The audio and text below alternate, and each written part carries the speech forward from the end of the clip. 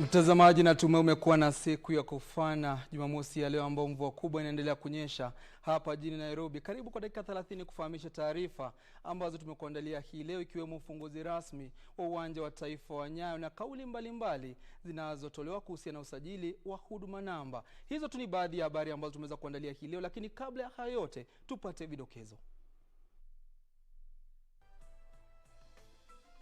Grading of Nyayo National Stadium is not an isolated case. Our endeavor is to ensure that our sporting facilities can compare favorably with the top addresses around the world. Rais Uhuru Kenyatta fungua rasmi uwanja wa taifa wa Nyayo uliokarabatiwa kuhakikisha kwamba viwanja zaidi vitajengwa humu nchini. Ulimwengu huadhimisha siku ya mbinu za upangaji uzazi wakati taifa hili linakabiliwa na uhaba wa vifaa hivyo. Utata kuhusu utoaji wa nambari maalum za huduma waongezeka. Baadhi ya wabunge wakawahimiza Wakenya kususia awamu ya pili ya usajili wa nambari hizo.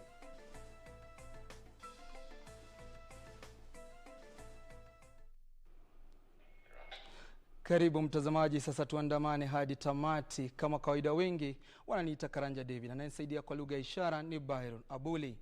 Utata kuhusu utoaji wa nambari maalum za huduma unaendelea kuongezeka, huku baadhi ya wabunge wakawahimiza Wakenya wasusia awamu ya pili ya usajili wa nambari hizo. Wabunge hao wanadai Wizara ya Usalama wa Kitaifa inapanga kuchungua upya takwimu za Wakenya kwa gharama ya shilingi bilioni 7 na kutumia takwimu hizo kuvuruga uchaguzi mkuu wa mwaka 2022. Haya yanajiri siku moja tu baada ya Wizara ya Usalama wa Kitaifa kupuuzilia mbali madai ya unafiki, ikisema takwimu zilizochukuliwa kutoka kwa Wakenya mara ya kwanza zimehifadhiwa kwa siri. Kevin Washira anatueleza zaidi.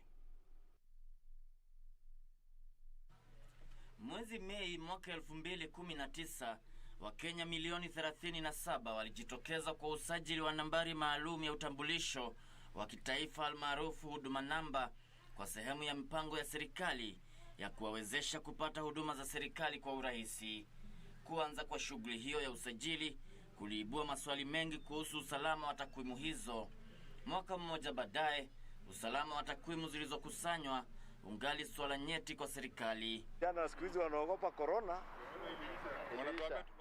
Wabunge kadhaa wanaopinga shughuli hiyo ya usajili wanasema serikali inapanga awamu ya pili ya usajili wa huduma ambayo itawagharimu walipa ushuru shilingi bilioni 7. Wanadai shughuli hiyo ya usajili itafanywa na kampuni moja ambayo imepewa zabuni moja kwa moja, kinyume cha sheria za utoaji zabuni. What is so urgent about this huduma number? Because this agency is pointing to some curious interests. Why is its procurement being done secretly and not in open, transparent and accountable manner as is demanded by our constitution and our procurement laws? And why not under the line ministries and departments that are in charge of the process? A data subject, Mkenya ambaye ndiye data subject, ako na haki ya kujulishwa ile data imechukuliwa kwake inatumiwa kwa njia gani na inatumiwa na nani. Wakenya bado hajajulishwa. Madai hayo yametolewa siku moja baada ya Wizara ya Usalama wa Kitaifa kutoa hakikisho kuhusu utekelezaji wa matumizi ya huduma namba, huku ikipuuza kwamba takwimu hizo zitatumiwa kuvuruga uchaguzi mkuu wa mwaka 2022. Taarifa kutoka kwa wizara hiyo imesema shughuli ya kukusanya takwimu hizo haikufanywa na kampuni ya kigeni na kadi maalum za huduma namba zinatarajiwa kuwa tayari fikapo mwisho wa mwaka huu, madai ambayo wabunge hao wamepuuzilia mbali na kuwataka Wakenya wasusia awamu ya pili ya usajili. Wizara ya Usalama wa Kitaifa pia imesema masharti yote ya kulinda takwimu hizo jinsi ilivyoagiziwa. Kenyans want to know who paid for Lufthansa flight costs and consequent VVIP protection, and why did the two mercenaries get a dramatic transfer to a 5-star hotel upon arrival? To demonstrate the seriousness of the project, the roads were cleared for the economic saboteurs and bandits who have been flown in to complete the fraud, and elite bodyguards have been allocated to guard them for their 5 day stay in this country. Ile wanaita huduma Kenya lakini ni hujuma. Ukiangalia the chronology, uangalia kila kitu. Hiyo maneno imekuwa na cloud kubwa sana. Ya kwanza, ile data ya kwanza hatujui kwenye ilienda. Ya pili, wameweta wazungu wa kukarabati hiyo data, na wakishamaliza kukarabati hiyo data pia wako na one other goal ya kuiba pesa ya umma. This is the time to institute civil disobedience against huduma number. Because it is your right, it is your data, it is your personal data. And it is in the law. Walikuja kwangu, walikagua na kuhesabu mpaka nguruwe na kuku zangu. Sasa wale wenye mabenki wanafanya nini na nguruwe na kuku zangu? Hiyo data ndio unasikia Paso Center wanatumia sasa kuiunganisha kuibia Wakenya hujuma nyingine. Venye watawaibia hii mambo ya referendum ambayo tunashinikizwa. Wizara ya usalama wa kitaifa pia imesema imeweka masharti yote ya kulinda takwimu hizo jinsi ilivyoagizwa na mahakama. Kevin Washira, Darubini Channel 1. Tukisonga mbele ni kwamba idadi ya watu waliofariki kutokana na ugonjwa wa COVID-19 inaendelea kuongezeka baada ya watu 7 zaidi kuaga dunia kwenye takwimu za hivi punde kutoka kwa Wizara ya Afya. Idadi ya walioambukizwa sasa ni watu 37,871 baada ya watu 164 zaidi kuthibitishwa kuambukizwa ugonjwa huo kutokana na sampuli 3,872 zilizopimwa. Emily Keibade ana taarifa hiyo. Huku taifa likisubiri hotuba ya 12 ya Rais Uhuru Kenyatta kuhusu janga la COVID-19 nchini, idadi ya vifo vinavyosababishwa na ugonjwa huo vinaendelea kuongezeka licha ya kupungua kwa visa vya maambukizi. Siku moja baada ya watu 13 kuaga dunia kutokana na virusi vya corona, Wizara ya Afya imetangaza watu 7 zaidi wameaga dunia na kufikisha watu 689 waliofariki kufikia sasa. Visa vipya 164 vya maambukizi vimethibitishwa kwa kipindi cha saa 24 zilizopita kutokana na sampuli 3,872 na kufikisha 87,871 watu walioambukizwa nchini tangu mwezi Machi. Idadi ya vipimo vilivyofanywa nchini ni 536,601. Kati ya maambukizi mapya, watu 24 ni raia wa kigeni ilhali 140 ni wa Kenya. 115 ni wanaume na wanawake 49. Aliye na umri mdogo zaidi ni mtoto wa miezi 6 na wa umri mkubwa zaidi ni miaka 81. Kama ilivyo ada, kaunti ya Nairobi imeongoza kwa idadi ya maambukizi ikiwa na visa 41, ikifuatiwa na Busia ikiwa na visa 22. Kisumu ni ya 3 ikiwa na visa 17, Turkana 14, Embu 12, Mombasa 11, Nakuru 10, West Pokot 6, Trans Nzoia 5, Narok, Machakos na Uasin Gishu visa 4 kila moja, Kilifi 3, Bungoma, Kiambu na Marsabit visa 2 kila moja, huku Kakamega, Kericho, Nandi, Siaya, Taita Taveta zikinakili kisa kimoja kila moja. Wakati huo huo, watu 77 wamepona ugonjwa huu, 37 kati yao wakiwa ni wale waliokuwa wakihudumiwa nyumbani, ila hali 40 ni kutoka katika hospitali mbalimbali. Watu 24,581 wamepona ugonjwa wa COVID-19 nchini Kenya. Nikiripotia Darubini ya Channel 1, mimi ni Emily Keibade. Baada ya taarifa hiyo ya mwenzangu Emily Keibade, tuelekea katika uwanja wa taifa wa Nyayo. Ni kwamba Rais Uhuru Kenyatta amewahakikishia Wakenya kwa ukarabati wa viwanja zaidi unaendelea kote nchini, huku serikali ikinuia kuboresha miundo msingi ya michezo humu nchini. Rais Kenyatta alizungumza alipofungua rasmi uwanja wa taifa wa Nyayo baada ya kufungwa miaka 3 iliyopita ili kufanyiwa ukarabati. Aidha, waziri wa michezo Amina Mohamed na gavana wa Nairobi Gideon Mbuvi walikuwa miongoni mwa waliohudhuria hafla hiyo. Mashirikisho ya michezo humu nchini na vilevile wanariadha wameeleza furaha yao kufuatia ufunguzi wa uwanja wa Nyayo baada ya Rais Uhuru Kenyatta kufungua rasmi uwanja huo kufuatia ukarabati uliochukua muda wa miaka 3. It's a good thing we've been waiting for this stadium to be open for 3 years now. Because as you know, a lot of our teams who are playing here at home, FC Gor, FC specifically playing here. I think Sofapaka also, about 4 teams play here at home. So it's a big thing for it to open.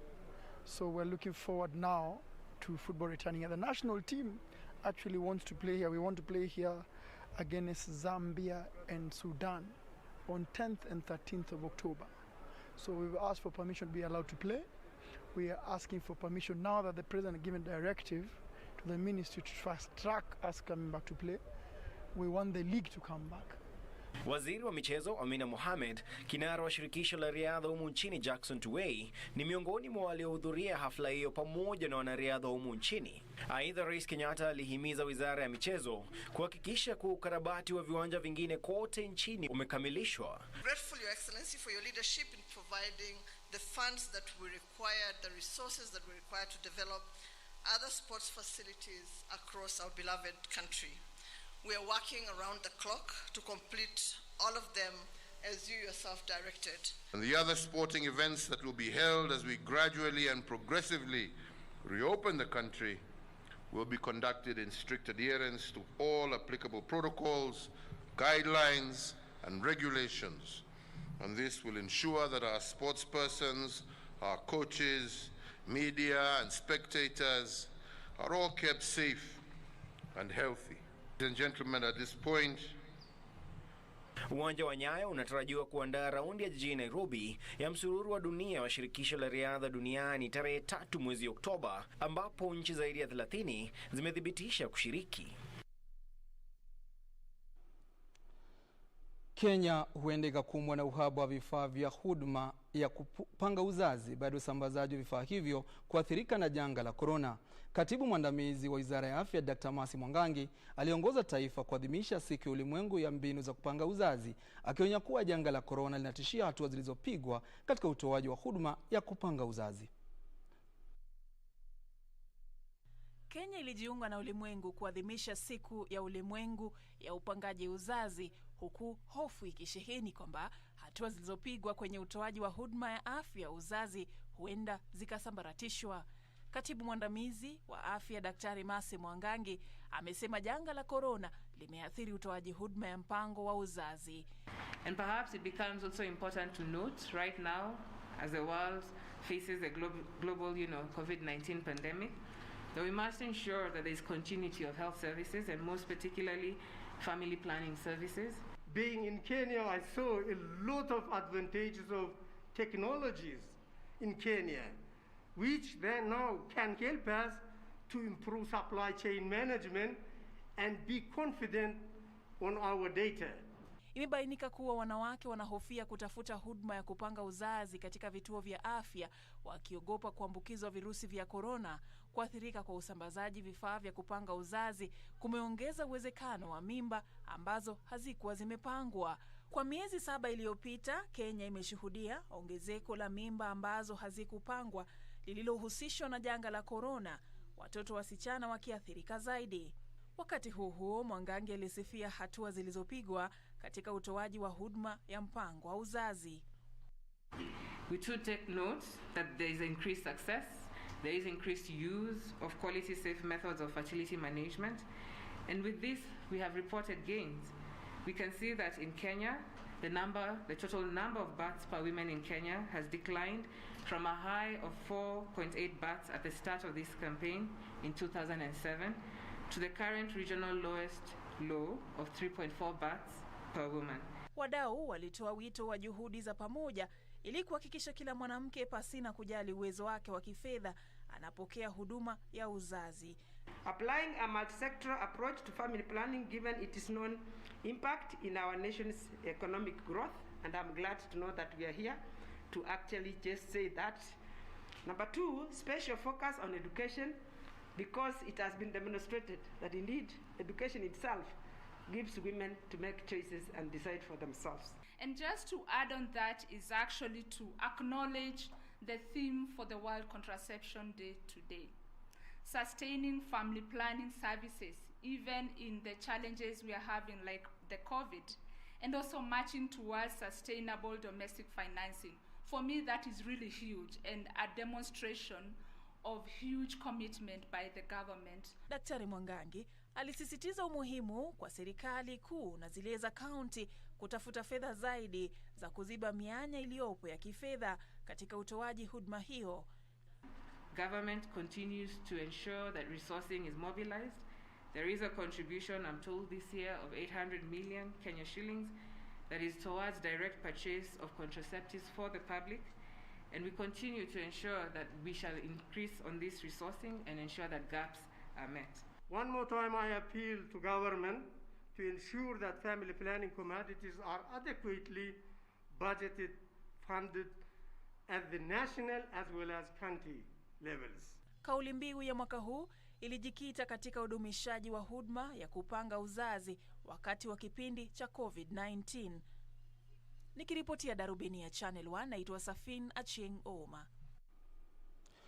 Utata unazidi kuzingira mpango wa ujenzi wa nyumba katika mtaa wa Buxton jijini Mombasa baada ya chama cha kushughulikia maslahi ya wakazi wa mtaa huo kutaka kukutana na maafisa wa serikali ya kaunti hiyo kuhusu mpango huo. Wakazi wanasema mradi huo wa shilingi bilioni 6 umeingizwa siasa na ipo mipango ya kuwalazimisha kuondoka katika nyumba zao, huku baadhi yao wakisema wamepokea vitisho dhidi ya maisha yao. Anburu anatueleza zaidi. Mradi huo unaotarajiwa kuanza mwaka ujao unakumbwa na utata. Na katika mkondo mwingine, chama cha wapangaji nyumba hizo kupitia kwa mwenyekiti wao Chaimbaru wanasema siasa zimeingizwa kwenye mradi huo. Wacha niseme baba, njoo kwa wakaaji wa Bastani, uje uwasikize. Hilo ndio ombi langu kwa huyo baba. Yeye mwenyewe amekuwa akituambia tusiliwekee siasa jambo hili. Yeye ndio kipo mbele ameliwekea siasa jambo hili. Sasa tutaenda naye vile vile kisiasa na hatimaye tutakutana kule mahakamani. Maana karibuni filimbi itapigwa kule mahakamani. Na tunajua tuko na marifari ambao wanajua haki na sauti ya wakaaji wa Pakistan itazungumziwa kule. Wakazi kadhaa wa mtaa huo wanaamini kwamba mradi huo ni mpango wa kuwafurusha kutoka katika nyumba zao. Housing Finance mimi nilipomkabidhi akasema watu wazee kama sisi over 60 hatuwezi kupata mortgage. Sasa tuseme mimi nimekaa pale for 34 years. Mimi now ni over 60. Sasa mimi wanataka niende wapi? Prices hapa zilikuwa za kwa kote 14,000, 20,000, 30,000 huko per month. Mtu hapa analipa 2,800 ataanzaje kwanza lipa 14,000. People are having Tala, people are having Branch, people are having Mshwari. Wengine tuwadai hata kutoka nje ni shida. Sasa mtu wa Pakistan ataweza vipi kwenda kuchukua kuchukua mortgage? Ameka pale kiegezo kombo na kwa 240 60,000 itakuwa kwa kama deposit. Ukikuja unakuja ingia deposit yako itakuwa iko pale. Ile ni chambo kwamba sawa mtakuja maybe tajarudi pale, lakini 1 2 3 months umeshindwa kulipa, nini happens? Ile nini yako imeisha, unafurushwa, si ndio? Fair and square. Mbaru anasema baadhi ya wakazi wamepokea vitisho vya kukubali mradi huo utekelezwe. Watu wengine wanalazimishwa kusaini kwa sababu of intimidation ambayo imekuwa mahali pale. Hata sasa wakaaji wa Pakistan wamepewa vitisho. Kuna wale ambao wanafanya kazi na county government. Wanaambiwa if you don't sign this then you lose your job. Wakazi hao sasa wanamtaka gavana wa kaunti ya Mombasa Hassan Joho na mwakilishi wa wawekezaji wa mradi huo Suleiman Shahbal kuzuru mtaa huo kwa mazungumzo ya maelewano. We are ready for any dialogue, lakini lazima tusikizwe. Na kama hakuna kusikizana ndio atakayetuamulia this time.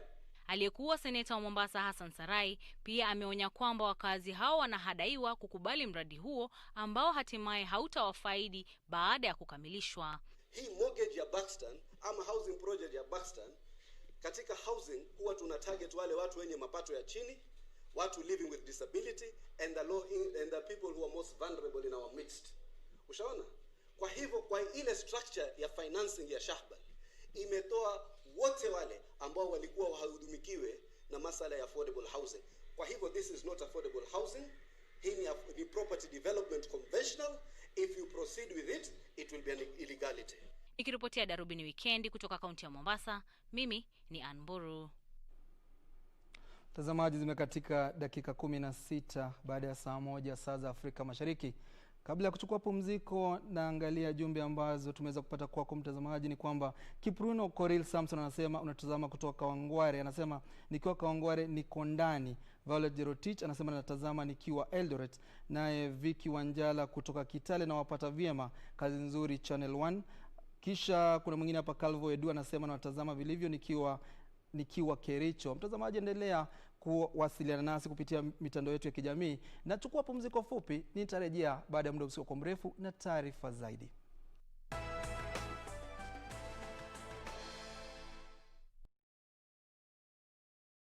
Tonight on KBC Channel 1. It's for the best, Juana. Believe me. And I agree with you. I think it's the best thing too. But no matter how much you say that the police will take care of it and nothing will happen to my son, there's still no guarantee, right? We don't really know who we're dealing with. But something's kind of weird here. Maybe you gotta go over there. There's no other choice. Not a bad idea. But we have more important stuff to do. Now, bro, let's get to business. She keeps on talking about Ramon. Doesn't she get that I don't want to know about him anymore? Don't you really want to know? You too want? In Love with Ramon. Tonight on KBC Channel 1. 640,000 years ago, Yellowstone changed the face of the planet. Now, I'm afraid those thermal pools are off limits.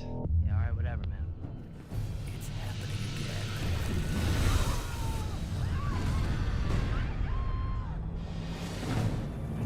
Yellowstone's erupted. A disaster film of epic proportion. Those ash clouds we saw over Iceland are nothing compared to what's going to happen next. Firefighters are attempting to contain the inferno. You really need to start evacuating as much as possible. Of Wyoming? Of North America? Super Eruption. This weekend on KBC Channel 1. Anaambie vipi uliko kutuma unaonana naye deputy governor? Ndio, deputy governor mimi nilimuona. Wataka kulipwa pesa ngapi? Boss, kulingana na vile niko na shida, kwa naomba pesa yote utakayoiona itanifaa unilipe hiyo. Nakuona. Jamani, hiyo sauti sinanifanya najisikia niko mbingu ya 7.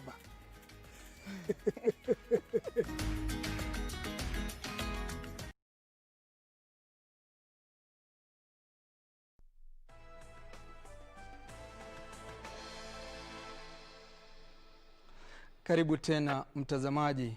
Taharuki imetanda katika kijiji cha Raspo, kaunti ndogo ya Isiolo Kusini, kufuatia mauaji ya watu wawili hapo jana na wavamizi wanaokisiwa kutoka kaunti ya Garissa.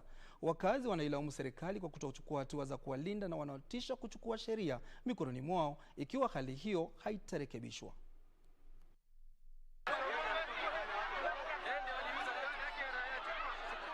Kifo cha mwanaume wa miaka 22 na mwingine wa miaka 66 vimesababisha hali ya taharuki katika kijiji cha Rapso, kaunti ndogo ya Isiolo Kusini, kaunti ya Isiolo.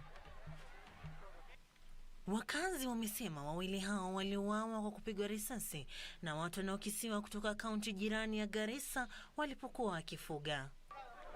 Wakati wa mazishi ya wahanga hao, wakazi waliojawa na ghadhabu walilaumu serikali kwa kuhatarisha kwa kuwanyang'anya bunduki walizotumia kujikinga dhidi ya maadui wao. Kwa na KPR yetu yote walinyang'anywa bunduki, ambapo kaunti ile ambapo jirani yetu tunazozana kila wakati hawajanyang'anywa. Then kuna wakati watu 3 waliuawa ambapo tujui ni watu gani waliua, vita ikatokea. Escort ambapo ni kwetu, ni location yetu, iko na chief, assistant chief na kuna shule. Oblia Abudwa walitupiga na wakatutoa. Hii sio mara ya kwanza. Hii nafikiri ni mara ya 3 mfululizo. Mwezi wa 8 tarehe kama 4-5 hivi, kuna mzee ambaye ni wa umri wa makamu pia aliuawa katika hali kama hiyo tu akiwa anachunga mifugo yao. Mbunge wa Isiolo Kusini Abdi Koropo Tepo alilazimika kukimbilia usalama wake pale wakazi waliojawa na ghadhabu walipomshambulia kwa kile walichokiita kuwa kuwasaliti walipohitaji msaada wake zaidi.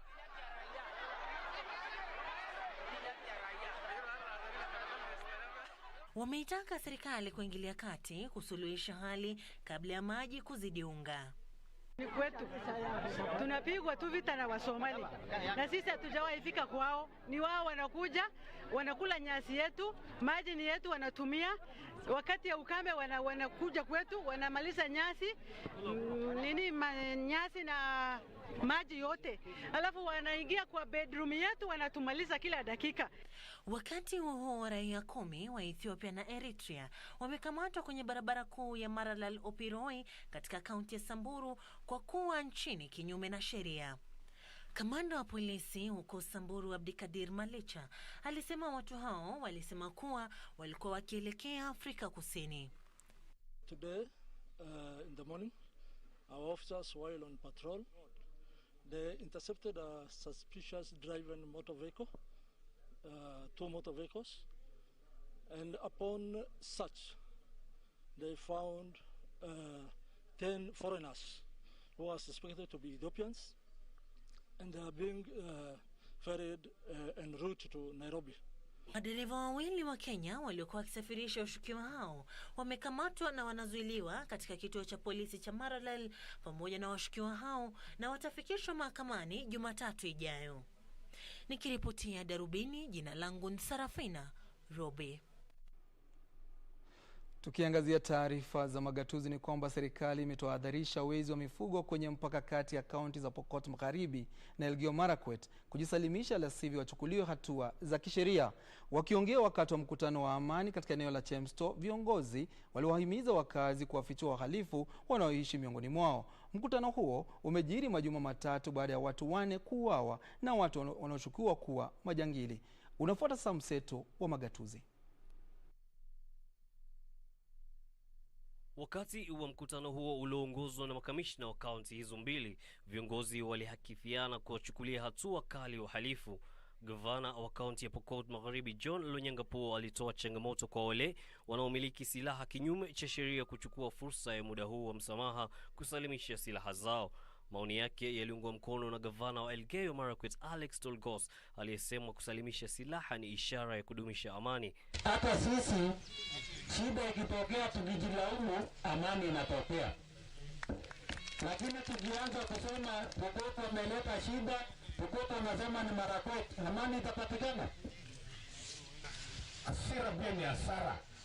Hatutunafikia mtu mmoja hapa, twende tungoje wengine tuue. My goodness. Si mungevumilia masaa 6, mungevumilia siku 2, alafu vivi tutakuta yeye.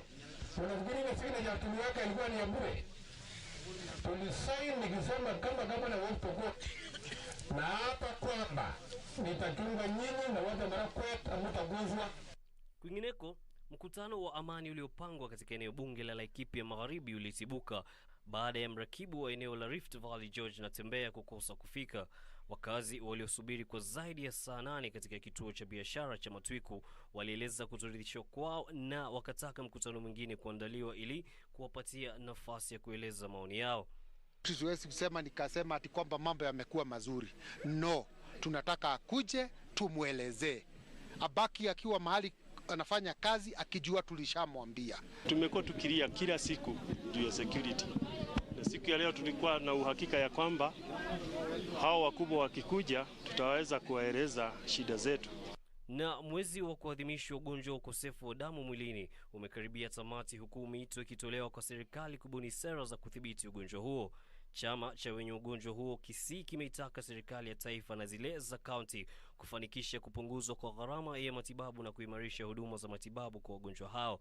Liaise with also facilities and other institutions to help and provide the maybe up-to-date equipment and technologies that can be used to help in the treatment and also in the management of sickle cell.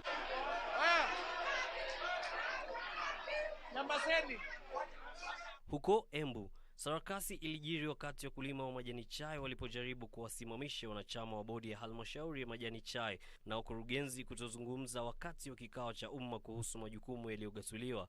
Kamati hiyo ikiongozwa na William Kamket Committee ilizuru kaunti ya Embu kutafuta maoni kuhusu kanuni mpya za sekta ya majani chai zilizopendekezwa na waziri wa kilimo Peter Munya. Kamati hiyo itawasilisha ripoti katika muda wa majuma. Kamati hiyo itawasilisha ripoti katika muda wa majuma mawili yajayo. KDD ikae pale, lakini iwe moderated such that mkulima afikiwe na ile maneno yake mzuri, na KDD sababu ni watu technical, wanakuja na watu wenye wanajua processes za majani, wakae pale na wawe regulated na serikali vizuri, ndio pesa iweze kuingilia kwa mfuko ya mkulima.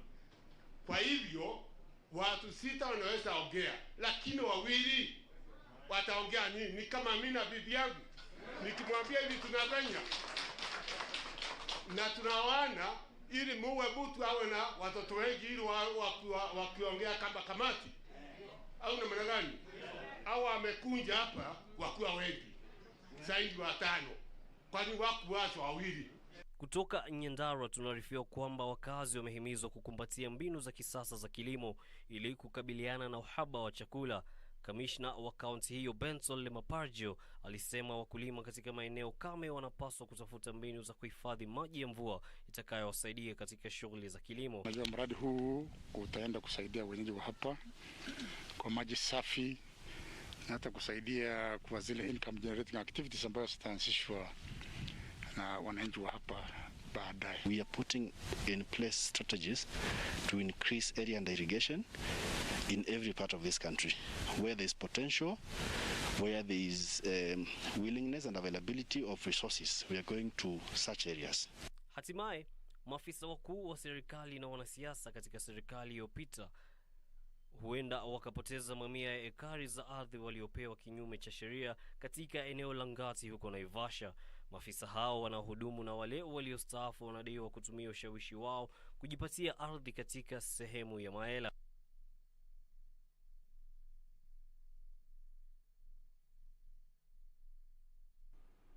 Lakini sasa kuna mwelekeo ambao umetolewa leo kwamba jamii zinaweza kuketi na kusuluhisha mizozo yao, ijapokuwa wataongozwa na viongozi wa serikali na wengine wa jamii, lakini jamii zenyewe ndio zina suluhu ya mambo ambayo inawapata. Isufara, Darubini ya Channel 1.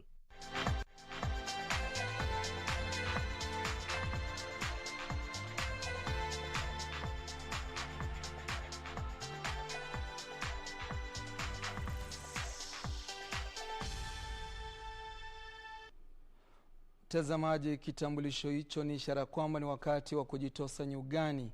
Bingwa wa dunia katika mbio za mita 5000 Hellen Obiri alistahimili ukinzani mkali na kushinda mbio za mita 3000 kwenye mkondo wa mwisho wa msururu wa Diamond League jijini Doha nchini Qatar. Wakati huo bingwa wa Olimpiki katika mbio za mita 1500 Faith Chemgetich alikamilisha msimu wa kushinda mbio za mita 800. Obiri aliandikisha muda bora duniani msimu huu wa dakika 8 sekunde 22.54. Struggle a little bit now, and it's going to be Hellen Obiri. I can't see anybody catching at this point. They're all working hard here down the home straight, but Obiri's got enough, and she's just starting to tie up a little bit. Aliyekuwa bingwa wa dunia wa mbio za nyikani mwaka 2015 Agnes Tirop alikuwa wa pili, naye bingwa wa dunia wa mbio za mita 3000 kuruka viunzi na kidimbwi cha maji Beatrice Chepkoech akaridhika na nafasi ya 3. Bingwa wa Olimpiki katika mbio za mita 1500 Faith Chemgetich alikamilisha msimu kwa kushinda mbio za mita 800. But Kipyego, let's keep an eye on the clock here. Well, 1:57.69. It's the fastest time in the world this year. Esther Guerrero na Adele Tracy walimaliza na nafasi za pili na 3 mtawalia. Katika mbio za wanaume za mita 800, Ferguson Rotich alishinda kwa muda dakika 1 sekunde 44.17 kwenye mbio ambazo bingwa wa dunia katika mbio za mita 1500 Timothy Cheruiyot hakumaliza miongoni mwa wanariadha wa mwanzo. Just got enough in the back there. Rotich comes through 1:44.17. Elliot Giles na Wycliffe Kinyamal waliridhika na nafasi za pili na 3 mtawalia. Maafisa waliochaguliwa hivi majuzi wa matawi ya shirikisho la soka humu nchini Hamis Mwakoja wa Kwale na Al Muhando wa Kakamega wameitaka serikali kuharakisha kurejelewa kwa soka humu nchini. Soka ilisitishwa tangu mwezi Machi mwaka huu baada ya kisa cha kwanza cha virusi vya korona kutangazwa. Maafisa hao wamesema kusitishwa kwa mchezo humu nchini huenda kusababisha baadhi ya chipukizi kujihusisha na visa vya utovu wa nidhamu. Hata hivyo, kufunguliwa kwa uwanja wa taifa wa Nyayo kumetajwa kuwa afueni kwa wadau, huko na uwezekano wa kurejelewa kwa soka hivi karibuni.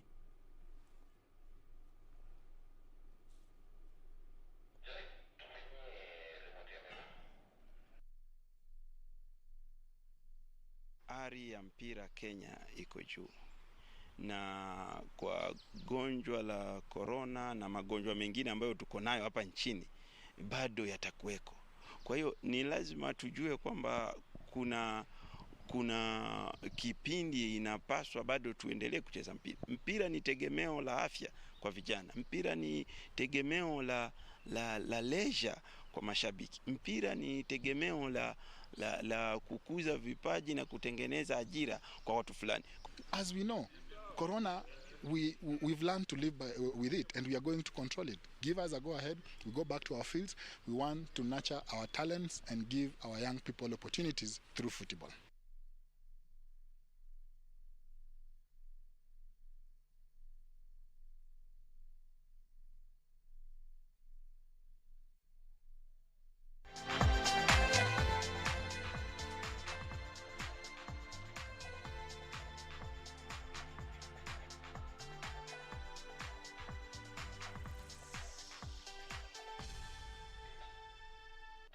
Mtazamaji, kufikia hapo hatuna la ziada. Tuwie radhi kwani leo tutaweza kuletea utabiri wa hali ya hewa, lakini ungana naye Yusuf Farah hapo saa 3 kuletea utabiri wa hali ya hewa kwa lugha ya Kiingereza. Kwa niaba ya watu waliofanikisha Darubini Weekendi, wakiwa mwelekezi wangu John Muhika, Sara Wangare, kwenye yote kwa amekuwa ni Rose Wasike, na mtafsiri wangu kwa lugha ya ishara Byron Abuli. Kama kawaida, wengi wananiita Karanja David. Kwaheri kwa sasa.